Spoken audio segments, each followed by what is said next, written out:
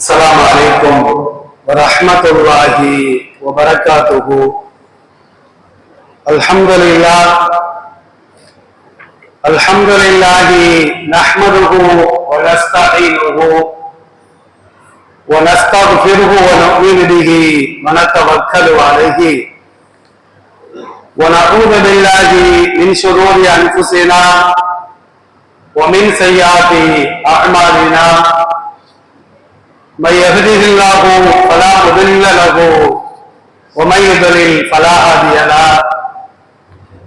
ونشهد أن لا إله إلا الله وحده لا شريك له.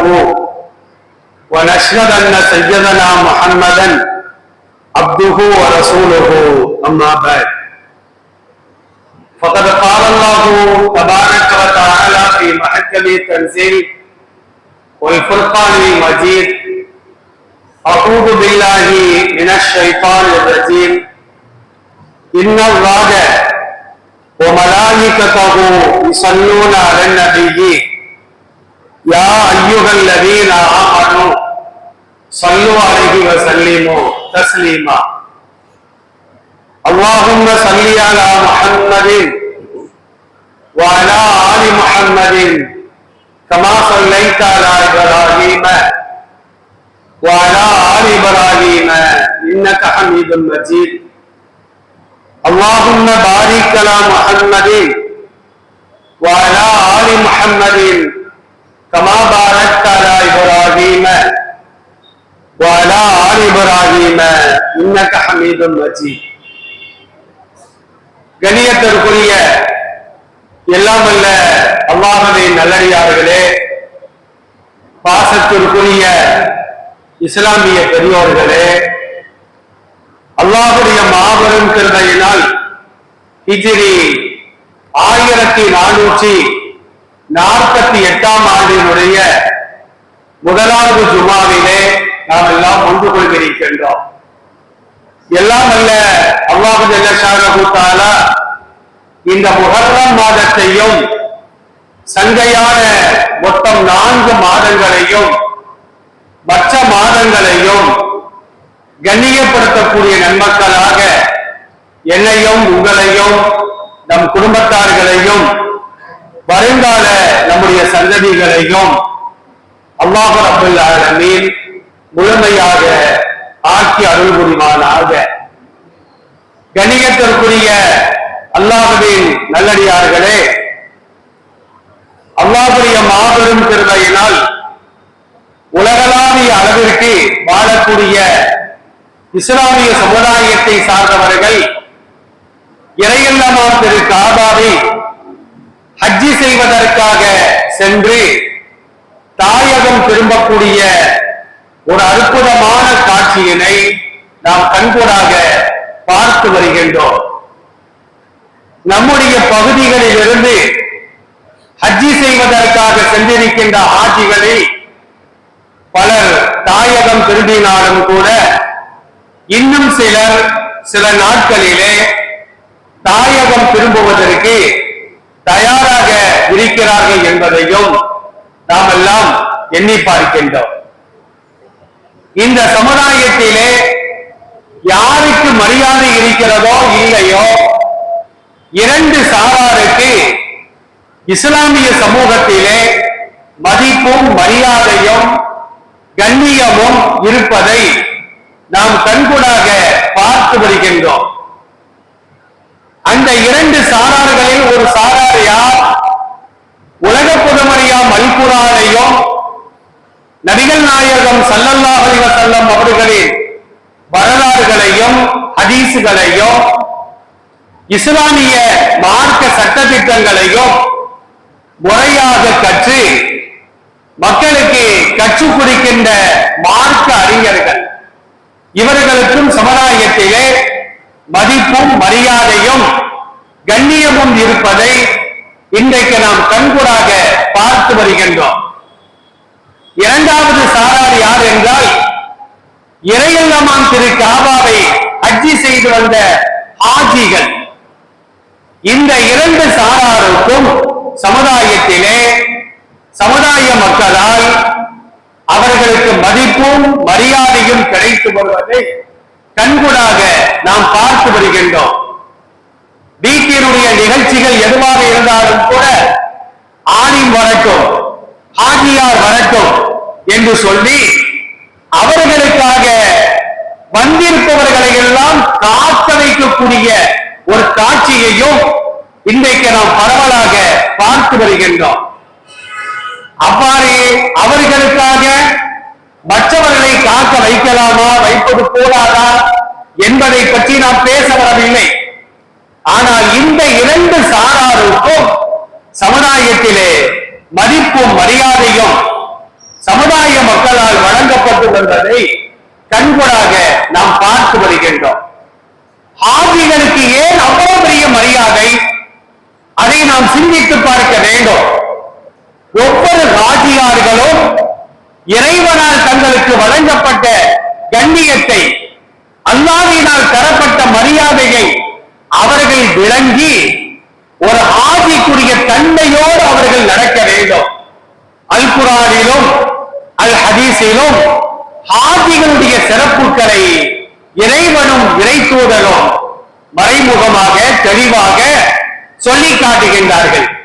ஹாஜி இருக்கின்றாரே, அவர் சென்ற இடம் சாதாரண ஒரு இடம் அல்ல.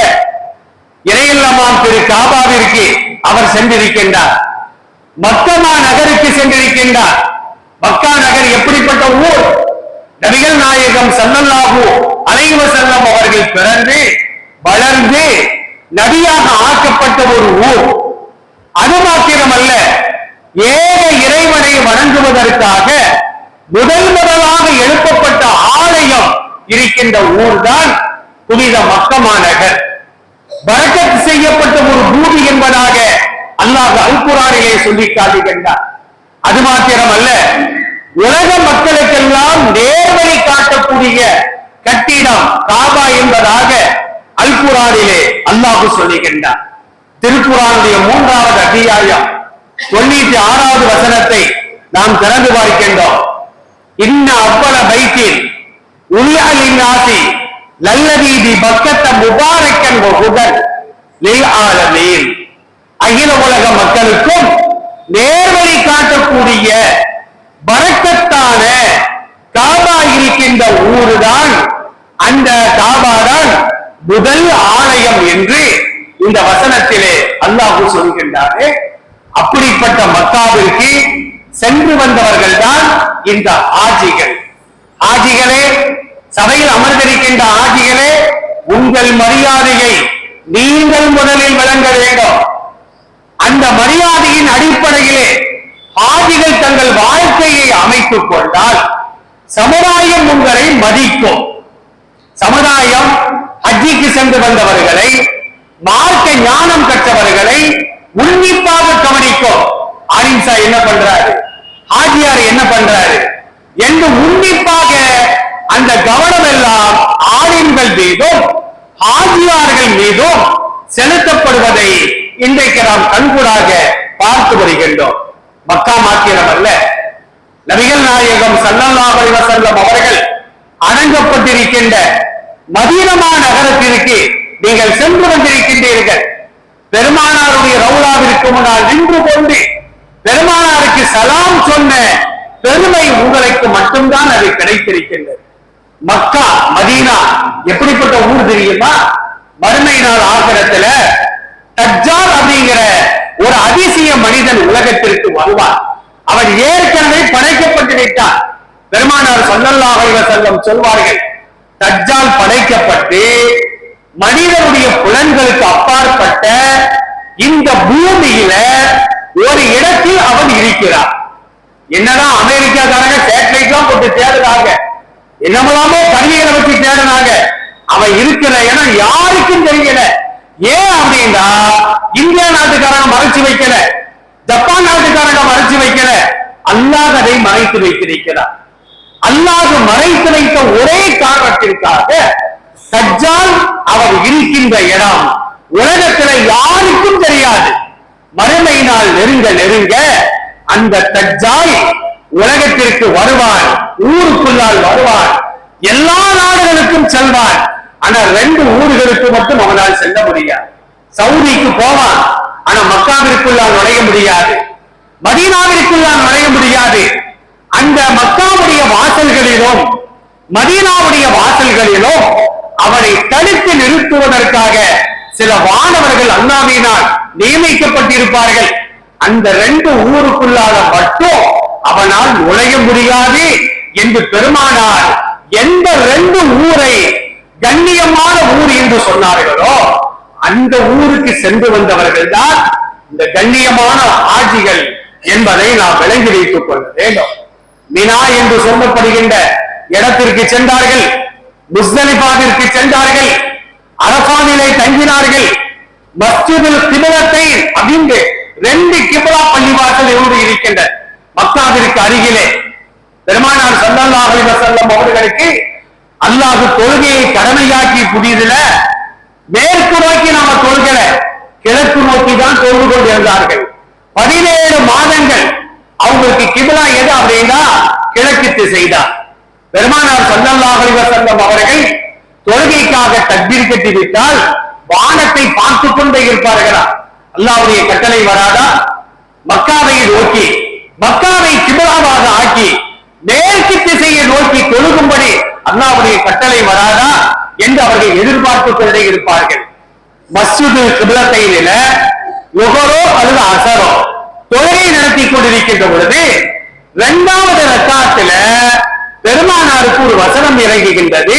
ஃபவல்லி வஜ்ஹக ஷத்ரல் மஸ்ஜிதில் ஹராம், நபியே உங்கள் முகத்தை கிப்லாவை நோக்கி திருப்புங்கள். கிழக்க என்ன இருக்குது? பைத்துல் முகத்தஸ். பைத்துல் முகத்தஸை நோக்கி 17 மாதங்கள் பெருமானார் தொழுதார்கள். 5 நேர தொழுகைகளை, சுன்னத்தான தொழுகைகளை, அதாவது ஜனாசா தொழுகைகள், எல்லா வகையான தொழுகைகளையும் பைத்துல் முகத்தஸை நோக்கி தொழுதவர்கள் அன்றைய தினத்துல பைத்துல் முகத்தஸை நோக்கி தொழுகும் பொழுது அல்லாஹ்வுடைய வசனம் வந்த உடனே ரசூலுல்லாஹ் என்ன செய்றாங்க? தொழுது கொண்டிருக்கின்ற பொழுது கிழக்கு நோக்கி நின்றவர்கள் கிப்லா காபாவை நோக்கி திரும்பி விட்டார்கள். அப்ப ஒரே பள்ளியில 2 கிப்லா, அதுதான் அந்த பள்ளிவாசலுக்கு பேரு மஸ்ஜிதுல் கிப்லத்தைன். 2 கிப்லாவுடைய பள்ளிவாசல் என்று அதற்கு பெயர் சூட்டப்பட்டது. இன்னைக்கு ஆஜிகள் அந்த பள்ளிவாசலுக்கு போறாங்க, அங்க பார்த்தா 2 பக்கமும் இந்த மாதிரி மெஹராப் இருக்கும். ஏற்கனவே ரசூலுல்லாஹ் தொழுத அந்த கிழக்கு பகுதியிலே ஒரு மெஹராப், மேற்கு திசையிலே ஒரு மெஹராப் இருப்பதை நம்மால் காண முடியும். அந்த பள்ளிவாசலுக்கு நீங்கள் சென்று வந்திருக்கின்றீர்கள். நபிகள் நாயகம் ஸல்லல்லாஹு அலைஹி வஸல்லம் அவர்கள் தாவா செய்வதற்காக சென்று அடிபட்ட தாயிஃப் நகரம், அங்கு உங்களுடைய கால்கள் பதிக்கப்பட்டிருக்கிறது.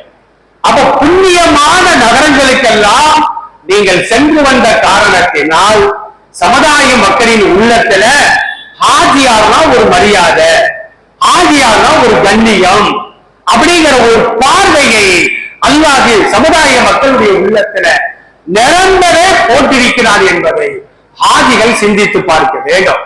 அருமையானவர்களே, அது மாத்திரமல்ல, காபாவை கண் முன்னால் வைத்துக் கொண்டு நீங்கள் தொழுதிருக்கின்றீர்கள். கடமையான தொழுகைகளையும் சுன்னத்தான தொழுகைகளையும் நஃபிலான தொழுகைகளையும் நீங்கள் தொழுதிருக்கின்றீர்கள். அந்த பாக்கியம் ஹாஜிகளுக்கு மட்டும்தான் கிடைக்கும். அது மட்டுமல்ல, ஹஜருல் அஸ்வத் என்று சொல்லப்படுகின்ற பிளாக் ஸ்டோன், கருப்புக்கள், அதை நீங்கள் பார்த்திருக்கின்றீர்கள். சில ஹாஜிகள் நேரடியாக அதற்கு முத்தம் கொடுத்திருக்கின்றீர்கள். அதுவெல்லாம் ஒரு சாதாரண செயலா? சமீபத்தில் தமிழகத்தை சார்ந்த ஒருவர் அது வண்ணாந்து வைக்கிற கல்லுன்னு சொல்லிட்டான். சில ஆண்டுகளுக்கு முன்னால் ஹஜருல் அஸ்வத அவன் சமுதாயத்தை சார்ந்தவர்களே வண்ணா புளிய துவைக்கிற மாதிரி துவைச்சு எடுத்துட்டாங்க. அது ஒரு சாதாரண கல் அல்ல, அது சுவர்க்கத்தின் கல். பெருமானார் ஸல்லல்லாஹு அலைஹி வஸல்லம் சொல்லி காட்டுவார்கள். சஃபா மர்வா என்று சொல்லப்படுகின்ற குன்றுகளை நீங்கள் பார்த்துவிட்டு வந்திருக்கின்றீர்கள். அவைகளுக்கு மத்தியிலே சரி என்று சொல்லப்படுகின்ற தொங்கோட்டம் நீங்கள் ஓடி இருக்கின்றீர்கள். இதெல்லாம் ஒரு சாதாரண செயலா? இறையில்லமாம் திரு காபாவை சுற்றிலும் 7 சுற்றுக்கள் சுற்றி தவாஃபை நீங்கள் நிறைவேற்றி இருக்கின்றீர்கள். இதுவெல்லாம் எவ்வளவு மகத்தான செயல் என்பதையெல்லாம் நீங்கள் நினைத்து பார்க்க கடமைப்பட்டிருக்கின்றீர்கள்.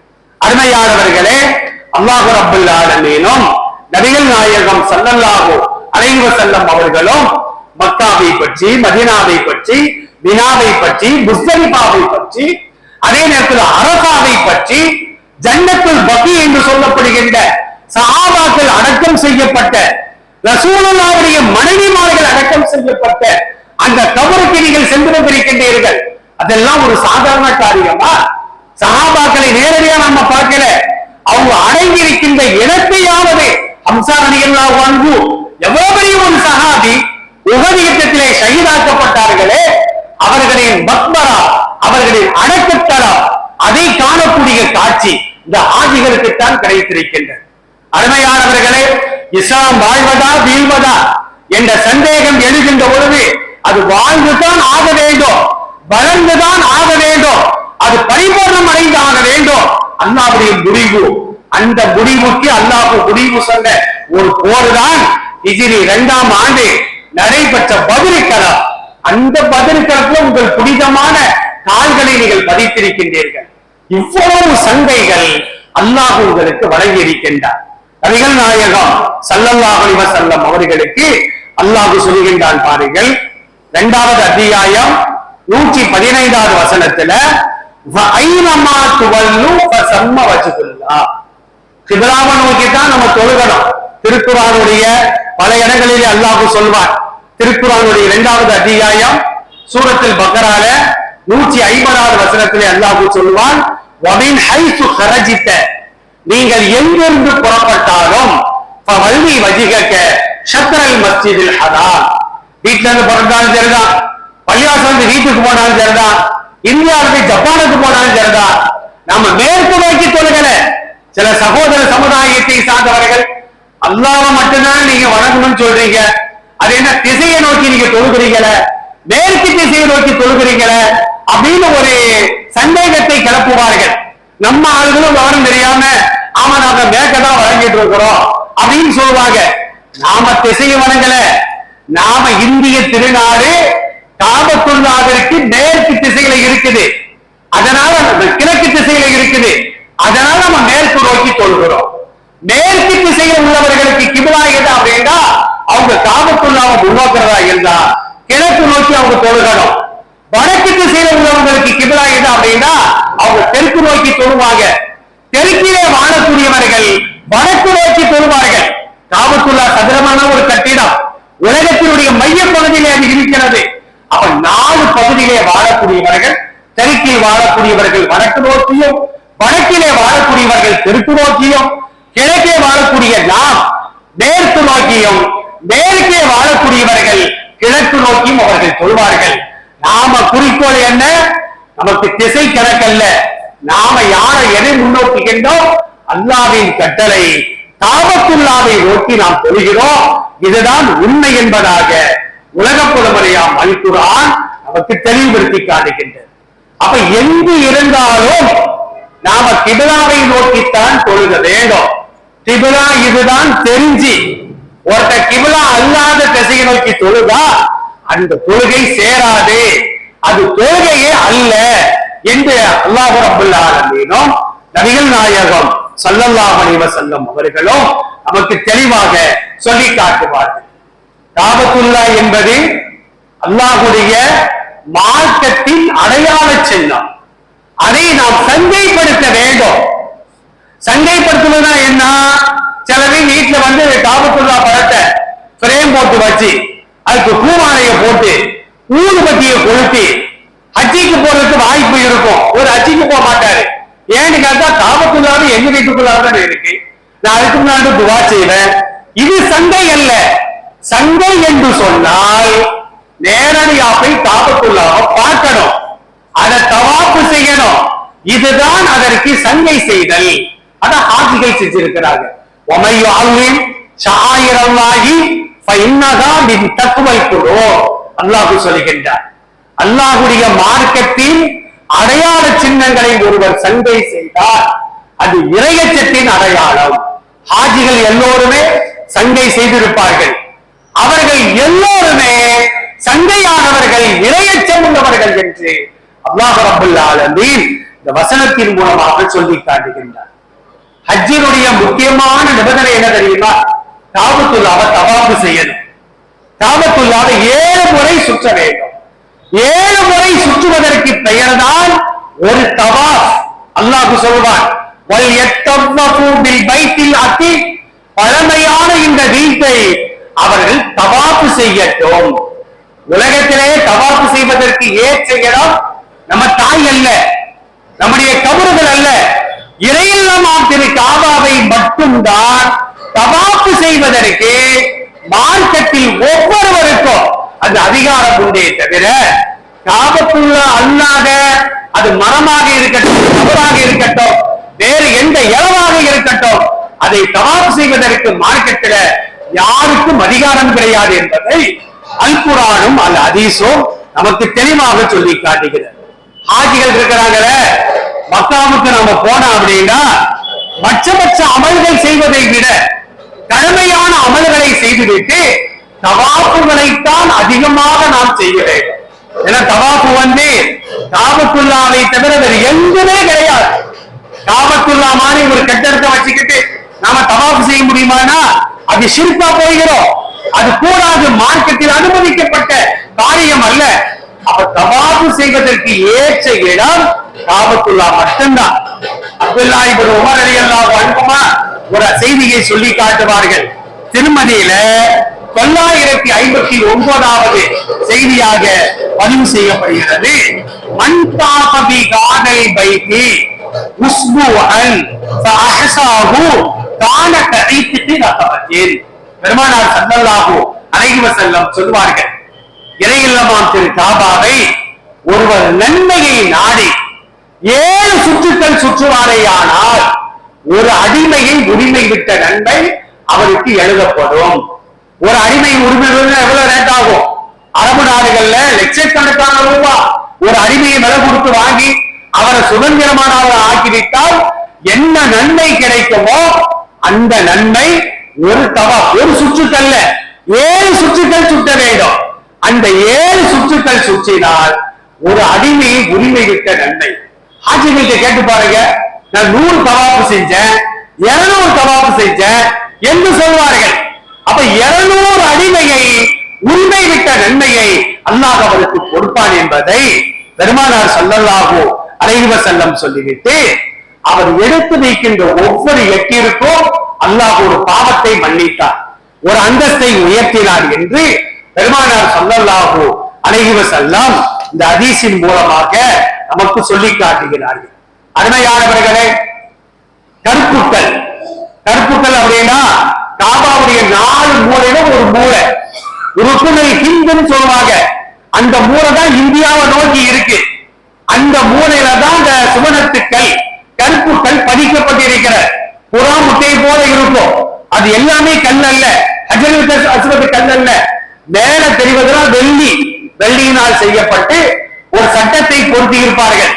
அந்த உள்ள ஓட்டை இருக்கிற அதுக்குள்ள நம்ம பார்த்தோம்னா ஒரு 7 துண்டு, ஒரு 8 துண்டு பொடி பொடி கற்களாக அங்க பதிக்கப்பட்டு இருக்கும். அதுதான் சுவனத்தின் கல். பெருமானார் ஸல்லல்லாஹு அலைஹி வஸல்லம் சொல்லக்கூடிய வார்த்தை ஹதீஸ்கள்ல சஹீஹான செய்தியாக பதிவு செய்யப்படுகிறது. இப்னு அப்பாஸ் ரலியல்லாஹு அன்ஹுமா அறிவிக்கக்கூடிய செய்தி திருமதி என்ற நூல்ல 877வது செய்தியாக பதிவு செய்யப்படுகிறது.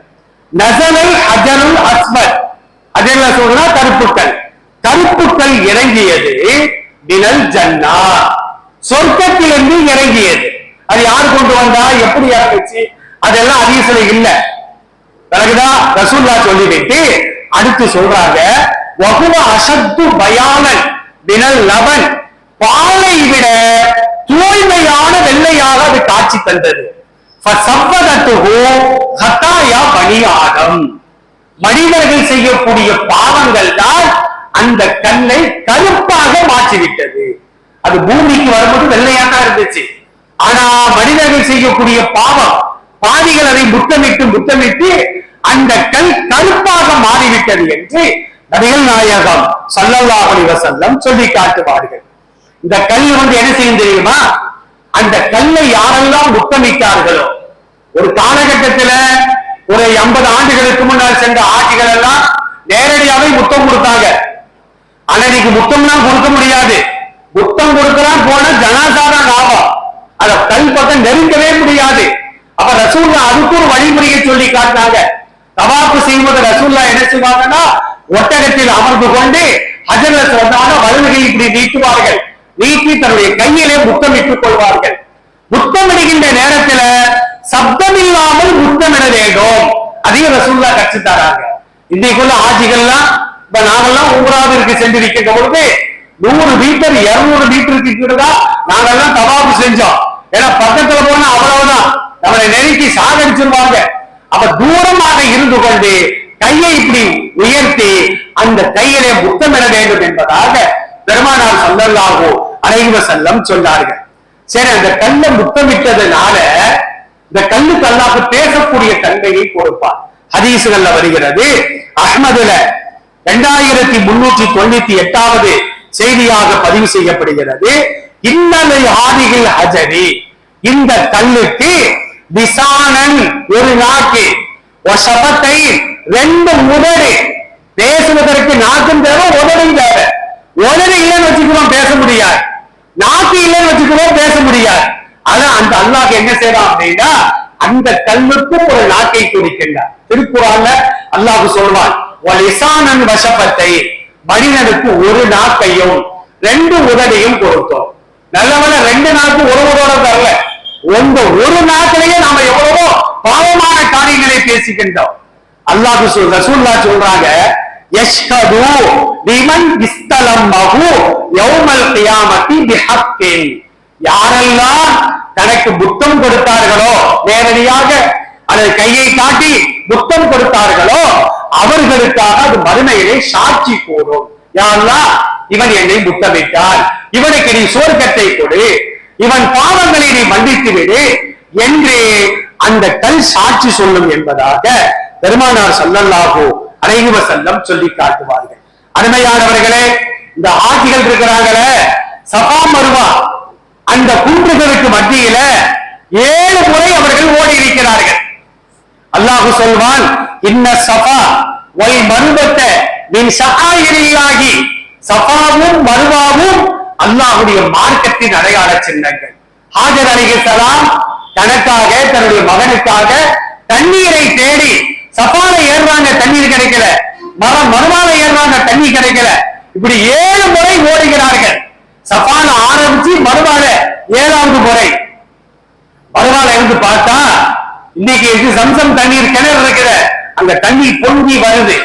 அது பெரிய செய்தி, ஹதீஸ்கள்ல பதிவு செய்யப்படுகிறது. அப்ப ஹாஜர் அலைஹிஸ்ஸலாம் அதற்கு மத்தியில 7 முறை ஓடிய காரணத்தினால் இன்றைக்கு ஆஜிகளும் 7 முறை ஓட வேண்டும். ஓடினால்தான் உம்ராவே கூடும். ஹாஜர் அலைஹிஸ்ஸலாம் தண்ணீருக்காக ஓடினார்கள். ஆனா இன்னைக்கு நம்ம தண்ணியை வச்சுக்கிட்டே ஓடிக்கிட்டு இருக்கிறோம். அடிக்கடி ஜம்சம் தண்ணீர் கூழ் வாட்டா எடுத்து குடித்துக் கொள்ளுங்கள். சாதாரண வாட்டா ஜம்சம் தண்ணீரா அந்த சஃபா மர்வாவுக்கு மத்தியில ஒரு 100-150 கேன்கள்ல தண்ணீரை வைத்திருப்பார்கள். ஹாஜர் அலைஹிஸ்ஸலாம் அன்னைக்கு ஏசி கிடையாது, ஃபேன் கிடையாது, கெட்டிடங்கள் கிடையாது, மேடு பள்ளங்கள் நிறைந்த பாதைகளை அவர்கள் ஓடினார்கள். ஆனால் அந்த ஞாபகமாக நீங்க பாருங்க, வலுவழுப்பான தரை, ஏசி கொடுக்கப்பட்டிருக்கும், தண்ணீர் கேன்கள் வைக்கப்பட்டிருக்கும். அதுக்கு அங்க நம்ம என்ன செய்கிறோம், ஓடிக்கொண்டிருக்கின்றோம். அப்படிப்பட்ட இடத்தில் ஓடிய கண்ணியமானவர்கள் தான் இந்த ஹாஜிகள். சஃபா மருவாவுக்கு மத்தியில எவ்வளவு தூரம் தெரியுமா? சஃபாவிலிருந்து மருவாவுக்கு 405 மீட்டர். 405 மீட்டர். அப்ப அந்த 405ஐ 7ஆல் பெருக்கி பார்த்தால் கிட்டத்தட்ட 7 முறை ஓடி வருவதற்கு சரியாக 3 கிலோமீட்டர் தூரம் அவர்கள் ஓட வேண்டும். இப்படி ஓடுவதனால் அல்லாஹ் அவர்களின் பாவங்களை மன்னிக்கிறார் என்று பெருமானார் ஸல்லல்லாஹு அலைஹி வஸல்லம் சொல்லி காட்டுவார்கள். அருமையான ஆஜிகளே, நீங்கள் அரஃபால போய் தங்குனீங்க, உம்ராவுக்கு வந்து அரஃபாவுக்கு போனோம், மினாவுக்கு போனோம், அந்த கடமை எல்லாம் கிடையாது. ஆனா ஆஜிகள் மினாவுக்கு போகணும், முஸ்தலிஃபாவுக்கு போகணும், அரஃபால போய் தங்கணும். அரஃபால ஒருத்தர் தங்கலாம் அப்படின்னா அதுக்கு பேர் ஹஜ்ஜே கிடையாது. அல் ஹஜ்ஜு அல் அரஃபா. ரசூலுல்லாஹ் சொல்லுவாங்க, அரஃபாவில் தங்குவதுதான் ஹஜ்ஜி என்று சொல்வார்கள். அந்த அரபா மைதானத்தை பத்தி நம்ம சொல்லி இருக்கிறோம். 8 மைல் தூரம், 4 மைல் அகலம், அவ்வளவு பெரிய மைதானம் தான் அந்த அரபா மைதானம். அரபா மைதானத்தை பற்றி அல்லாஹ் அல் குர்ஆன்ல சொல்றான் பாருங்க, வஷாஹிதின் வ மஷ்ஹூத். ஷாஹிதுனா சாட்சி சொல்லக்கூடியவர், மஷ்ஹூத் அப்படின்னா சாட்சி சொல்லப்பட்டவர். அது என்ன சாட்சி சொல்லக்கூடியவர்? வெள்ளிக்கிழமைக்கு தான் அரபிலே ஷாஹிதுன்னு அர்த்தம். ஷாஹிதுன்னு இந்த வெள்ளிக்கிழமை சாட்சி சொல்லும் நமக்காக. யா அல்லாஹ், இவர் ஜும்மா தொழுதாரு, 5 நேரம் தொழக்கூடியவரு, பாவ மன்னிப்பு தேடினாரு, சாட்சி சொல்லும். மஷ்ஹூத் அப்படின்னா அரபா மைதானம், அரபா நாள் என்பது பொருள். அப்ப அதையும் கூட அல்லாஹ் சத்தியமிட்டு சொல்கின்றானே. அந்த இடங்களுக்கு சென்று வந்தவர்கள் தான் இந்த கண்ணியமான ஹாஜிகள். ஒரு ஹாஜி அல்லாஹ்விற்காக ஹஜ் செய்துவிட்டு தாயகம் வருவாரையானால் 5 பிறந்த பாலகரை போன்று குற்றமற்றவராக, பாவங்கள் மன்னிக்கப்பட்டவராக அவர் திரும்புகிறார் என்று பெருமானார் ஸல்லல்லாஹு அலைஹி வஸல்லம் சொல்கிறார்கள். ஹாஜிகள் அல்லாஹ்வின் விருந்தாளிகளாக சென்று அல்லாஹ்வின் விருந்தாளிகளாக தாயகத்திற்கு வரக்கூடியவர்கள். ஹாஜிகள் ஹஜ் செய்வதன் மூலமாக ஜிஹாது செய்த நன்மை அவர்களுக்கு கிடைக்கும். பெண்கள் ஹஜ் செஞ்சாங்கன்னா அவங்களுக்கு 2 கோடி. ஒண்ணு ஹஜ் செஞ்ச நன்மை, 2வது ஜிஹாது செய்த நன்மை. ஆனா ஆண்களை பொறுத்த மட்டிலும் ஹஜ்ஜிக்கு ஹஜ் மட்டும்தான், பெண்கள் மட்டும்தான் ஜிஹாதையும் சேர்த்து செய்த நன்மை அவர்களுக்கு கிடைக்கும் என்பதாக பெருமானார் சொன்ன செய்தி ஆயிஷா ரலியல்லாஹு அன்ஹா அவர்கள் மூலமாக அறிவிக்கப்படுகிறது. அருமையான ஆஜிகளே, இவ்வளவு புண்ணியமான இடத்தை நீங்கள் பார்த்துவிட்டு அங்கே செய்ய வேண்டிய கடமைகளை செய்துவிட்டு தாயகம் திரும்பிய காரணத்தினால் சமுதாயத்தின் பார்வை உங்கள் மீது விழுந்து கொண்டே இருக்கும். ஹாஜி எப்படி இருக்கிறாரு, ஹாஜி அதை செய்யறாரா, இதை செய்யறாரா, இதைத்தான் சமுதாயம் பார்த்து கொண்டே இருக்கும். அந்த புண்ணியமான இடங்களை பார்த்துவிட்டு வந்த நீங்கள் கடைசி காலம் வரையிலும் கண்ணியமாக வாழ வேண்டும். எல்லாம் வல்ல இறைவன் அந்த தகுதியை உங்களுக்கும் ஆரியங்களுக்கும் நிரப்பமாக தங்கள் புரிவானாக. நிரந்தரமாக கண்களை மூடுவதற்கு முன்னால் இறையில்லமாம் திரு காபாவை குடும்பத்தோடு சென்று ஹஜ்ஜி செய்யக்கூடிய பாக்கியத்தை எனக்கும் உங்களுக்கும் நம் குடும்பத்தாருக்கும் வருங்கால நம்முடைய சந்ததிகளுக்கும் ஹஜ்ஜிக்கு தடையே இல்லாத அளவிற்கு நல்ல ஆட்சி அதிகாரங்களையும் அல்லாஹ் நம் அனைவருக்கும் தந்தல் புரிவானாக. வாஹிரு தஅவானா அல்ஹம்துலில்லாஹி ரப்பில் ஆலமீன். அஸ்ஸலாமு அலைக்கும் வரஹ்மத்துல்லாஹ். அருமையான பெரியோர்களே, இன்ஷா அல்லாஹ் இப்ப முஹர்ரம் மாதம் பிறந்து விட்டது. வரக்கூடிய வியாழன் வெள்ளி 2 நாட்களும் அரபாவுடைய நோன்புகள் வைக்க வேண்டும். வரக்கூடிய வியாழக்கிழமை பகல்ல நோன்பு இருக்கணும். இன்ஷா அல்லாஹ் அடுத்த வாரம் வெள்ளிக்கிழமையும் நோன்பு நோக்க வேண்டும். இது ஒரு சுன்னத்தான நோன்பு. இதை ஞாபகத்தில் வைத்துக் கொள்ள வேண்டும். இந்த நோன்பை நோற்பதின் மூலமாக கடந்த காலம், கடந்த முஹர்ரமிலிருந்து இந்த முஹர்ரம் வரையிலும் நாம் செய்த சிறு பாவங்களை அல்லாஹ் மன்னிப்பான் என்று பெருமானார் ஸல்லல்லாஹு அலைஹி வஸல்லம் சொல்றாங்க. இந்த சுன்னத்தை பேணக்கூடிய நன்மக்களாக நம் அனைவரையும் அல்லாஹ் ஆக்கில் புரிவானாக.